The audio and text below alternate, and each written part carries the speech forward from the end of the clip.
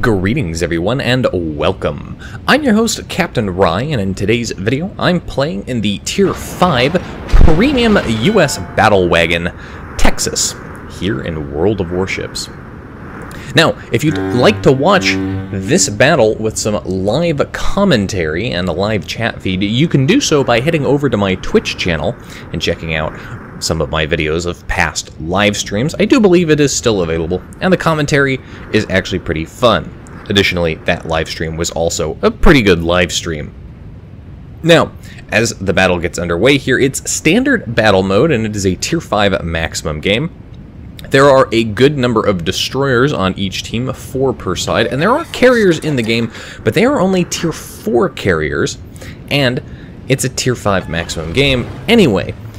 If you have played a carrier and played against the Texas, or if you have the Texas, you may be well aware that the Texas has some pretty damn good anti-aircraft on it. Now, if you're like me and you haven't played the Texas in a long time, something that they have done, a change they have made to the ship, is they have actually added a catapult. So, as you can see there, I put catapult spotter up there, increases the overall range, just gives me a little bit of a better view there, allowing me to drop shots onto that Kuma early on in this battle for a nice big fat citadel. And that's how this game is pretty much going to go. I'm going to sit here using the range of this ship with that fighter, or that spotter up there, and I am going to effectively drop shots onto the enemy. But dropping shots onto the enemy is only really effective if I can see what I'm shooting at.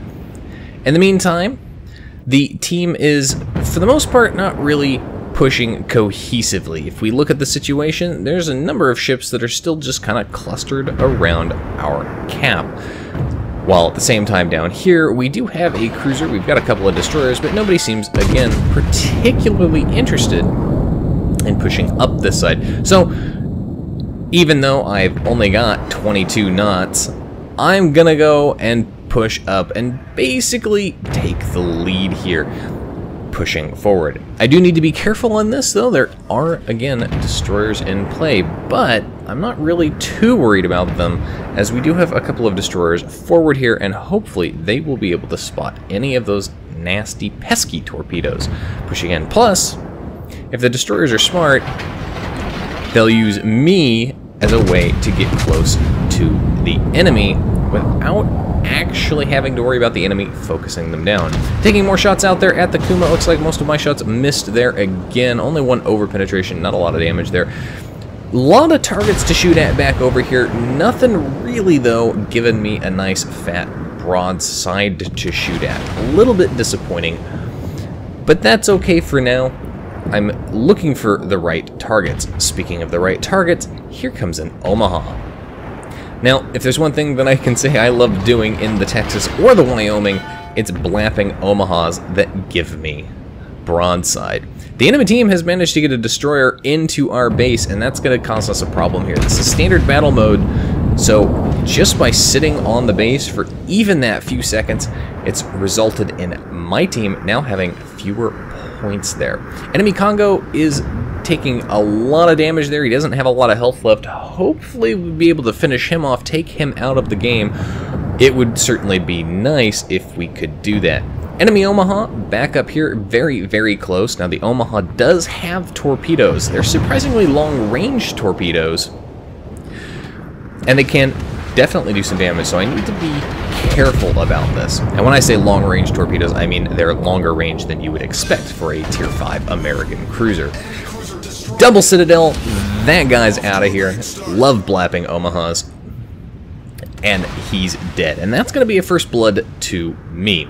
Now, the enemy has managed to kill our carrier, so we no longer have any air support at all. Of course, looking at the situation, it's pretty evident that our carrier pretty much didn't know what they were doing, and that's why that resulted.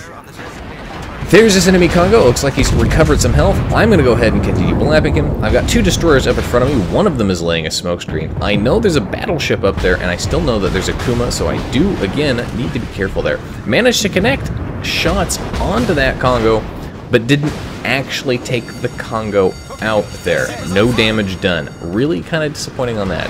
Enemy team is taking an early lead here. They've managed to kill a cruiser on top of taking out our carrier. So now they are really up on points here. This is going to be a serious problem.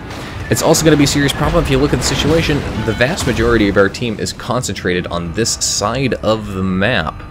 We're pretty much out of position, and we've left an entire flank open for them to push through, which is reasons why they've got a couple of destroyers sitting back up and around our base. So, not entirely sure if this game is even going to go well at this point. Managed to blap that Kuma yet again for another Citadel. Not enough to kill him. Really disappointed that I'm not able to land the final blow there. Incoming torpedoes here from the British destroyer, but look at that. All of those torpedoes dropped short there. Did start turning in. That's to minimize the impact that torpedoes will have on the ship should they hit. Friendly Minakaze coming up over here. Not entirely sure if he's going to lay a smokescreen or if he just kind of moved over this way. I think, though, he is laying a smokescreen for me at some point. More shots out. Again, going to try and connect on that Kuma. Can I do it? He's dropped off detectability. Yes, finally connect on that Kuma, taking him out. And now the teams are equal on ships. Although, again, the enemy still has the aircraft carrier. Speaking of aircraft carriers, the aircraft carrier has popped up. He's inside of my gun range. Put up my scout fighter for better view here and longer range if he decides to run, although he's not going to run very fast because it's a Langley. And as I mentioned in my Yamato videos, anytime you are a battleship or a big gunned cruiser and the carrier pops up inside of your gun range and your gun's already pointed that direction, fire at that carrier. There's a big old Citadel on that carrier, some overpenetration, so he's not going to be having a good time. He's not going to have a lot of health left. Speaking of not having a good time, the enemy is in the process of capping our base, and they are doing a very, very good job of it. As you can see here, all of the ships that should be defending the base, they're outside of the base. If you're new to the game, here is a pro tip. The enemy cannot continue capping. The cap progress will be stalled if you step on that base, even in standard battle mode. So that basically means if you need to buy time for your team to recorrect, readjust, and sail back to support you, and you have the health, or even if you don't have the health, you just need to buy those few seconds, and maybe, just maybe, you might spot what's in the base capping. Sail onto the base. Step on the base. Stop the progress. The enemy team now really, really in the lead here. And more importantly, not only are they really in the lead here with a ship's advantage, they have the destroyer advantage. Remember, I always say this, the team that gets the destroyer advantage almost always goes on to win the game. They still have 4 of their destroyers, and we have 1 at this point. And the 1 destroyer we have is back over here. Our friendly Kuma gets taken out there by the enemy battleship, and that's when one of the enemy destroyers decides he's going to come out in front of my big guns. So, 1 enemy destroyer down. We've managed to take out the other one that was sitting on our base. We've reset the base progress and we've taken him out. But the enemy team still has 2 destroyers, and they still have a ship's advantage here, especially an advantage in that they have the carrier. But remember what I was saying about the Texas having particularly good anti-aircraft. His carrier is going to come in, and he is going to try. But watch as his planes get close here. My AA suites open up, and I just start wrecking his drop. More importantly, this is a tier 4 carrier, so that's not really going to do much there, as basically he only manages to hit me with 1. Blapped that enemy destroyer, nearly killed him, left him on like no health. Fortunately for me, Friendly Minakaze is a good destroyer captain, especially a Japanese destroyer captain, knows when to use their guns. And that's exactly what he does, takes out that destroyer. So now, even though the enemy team had that destroyer advantage, they no longer have that destroyer advantage. We are equal for destroyers. More importantly, we're finally, for the first time in this battle, up on ships, or well, we were, So we had a point lead there. Enemy team, once more, equals it out. And now, they're back in the points lead. And again, this is because they have been sitting on our base so long. So their base has been unmolested. They've been allowed to continue to accumulate points. Now, enemy Kaiser here that I'm dealing with. You'll notice that as I'm coming around this island, I'm going to continue to turn, although I am going to do a little beaching action here. But you'll notice that I'm continuing to turn the ship rather than let my guns turn around. I see so many US battleship players especially, but low-tier battleship players will try and traverse their turrets in order to line up shots. Don't do that. That doesn't help you at all. You want to maintain your turrets so that you can have all of them in place without losing any of them. Kaiser manages to hit me hard for a lot of damage there. I gave a little too much broadside, but I didn't really have much option with this island in the way, and given his guns were punching right through my bow, he was going to hit me anyway. Fortunately, he didn't kill me, so I lived to fight another day, and also, fortunately, our Metakaze doing a bang-up job there takes him out. And again, this is what I was saying earlier about leading the charge for the destroyers, because that Kaiser was so focused on me and my big guns, he effectively ignored the half-health Metakaze here, who could do and ultimately did significantly more damage to him in a much shorter period of time. Now, we are once more back in the lead. If you look at the situation here, the enemy team still kind of pushing back up and around, but we've effectively cleared this entire side of the map. So we know where the enemy is at this point. Additionally, we do have at least one battleship that's down there, and he is doing what he can, dealing with the situation back over there.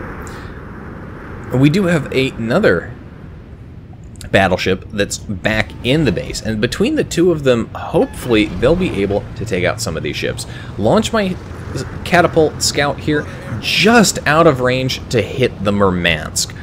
The good news is, though, the Murmansk is being detected, and he is in range of the other ships, and hopefully the other ships will be able to take that guy out. He is just inside range, so I'm going to take shots out there, but I don't give him enough lead here.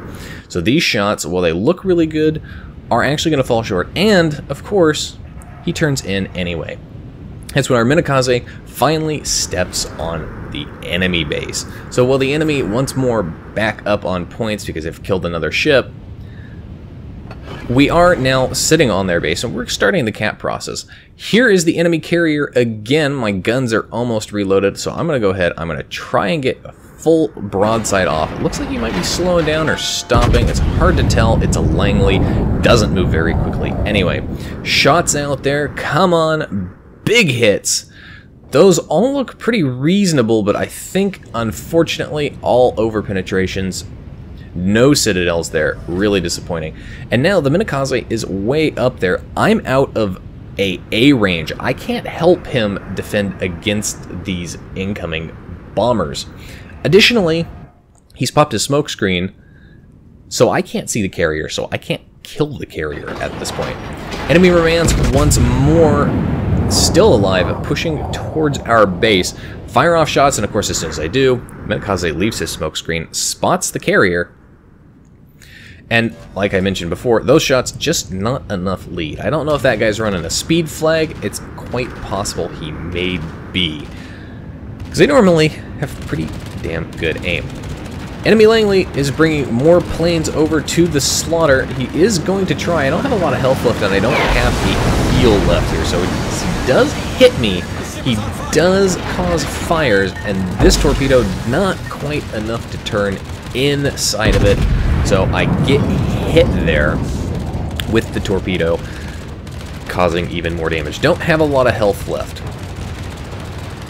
Our Metakaze has left the enemy base here. He's going to chase down this carrier, and speaking of trying to chase down this carrier, I'm actually going to try and get turned around and get my guns onto this carrier, but look how much health this guy has left. There's torpedoes inbound. Hell, I think this Minakaze could finish this guy off with guns, and that is in fact what he's gonna do.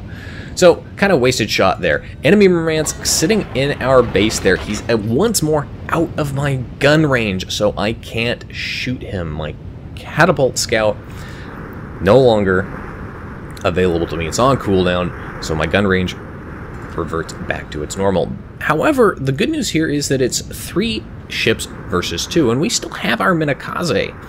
And I'm finally just about on to the base.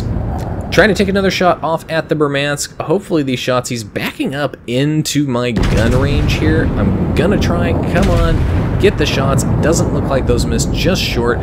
That's alright, the October Revolution there, our other battleship takes him out. But our October Revolution, he's got a problem of his own. If you look at the map there, you can see, well, they're outside of visual range, the radio reporting shows us.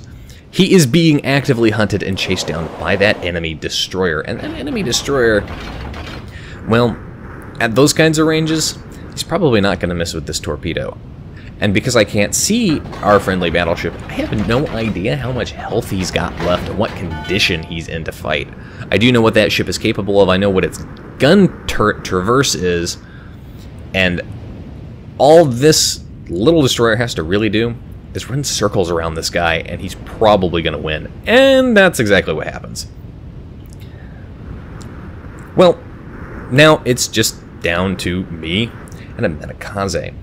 The difference, though, is I am too slow and not enough health to affect an outcome in this battle. If I leave our cap, or if I should say, if I leave the enemy's cap and stop our cap progress, I'm never going to reach my base in the next minute and a half or 2 minutes. Both destroyers have roughly the same health, but it's a Minakaze versus a Pan-Asia DD. So, as mentioned in chat, what I'm going to do here is I'm just going to go up to this island, and I'm just going to chill at this island. Put myself into a position where I narrow the avenues of approach for that destroyer, so that the destroyer has to make a decision of which way he wants to go. And I'm going to put my ship in a position where my guns don't have much traverse one way or the other, depending on the avenue he chooses to approach from. It looks like our Minakaze might get lucky here with some torpedoes. Come on, almost, and my god, it looks like that destroyer managed to do some epic torpedo beats there, narrowly avoiding getting taken out. And now he's pushed into our base. But again, this comes into the, he has a choice to make here. He can try and make a run. He's maybe just fast enough, he might actually be able to make it back here to his base in the next minute. But look at the situation. There's no way he's going to be able to kill me in that time frame. He could reset the base capture, sure. But right now, my team is currently higher on points by 1. We have 408 points, and now that he's left the base cap, definitely going to try and make a run for it in the next minute. It doesn't matter. He doesn't have enough time to drop torpedoes on me. He doesn't have enough time to do anything, and because he's left our base, we're starting to gain points again. So now, even more so, even if he resets the progress, when the timer runs out, my team will have more points, and it will be victory on points. So I'm sailing backwards because I'm expecting that he's going to pop up right around this channel. I've got my catapult scout up again. He's going to be up for the duration of the battle. But it's not even going to matter because I'm going to cap out. Something that you probably rarely ever see a US battleship at these kinds of tiers actually manage to do. Just shy of 100,000 damage done in that game. I got a Confederate, earned a Dreadnought and a High Caliber to go with my first blood there. Kind of disappointing I wasn't able to get a Kraken in this battle, but it is what it is. Top of the team for XP earned their 2,000 base XP. Our October Revolution, who got 4 kills himself. Second on the team, 1,400 base XP. And nobody on the enemy team managed to break 1,000. And our carrier didn't even manage to break 100. Anyway, that's it for today's video. If you liked the video, hit the like button, hit the subscribe button, leave a comment down below. and let me know what you think. If you'd like to get some irregular channel news and updates, you can do so by following me on Facebook. If you've got a replay like this one that you'd like to have me take a look at or see featured on my channel, you can do so by sending it to my email. And if you'd like to watch me play various games live, you can do so by following me on Twitch. You can find the links for all of those in the video description down below. And as always, I'll see you next time. This is Captain Rye, signing off.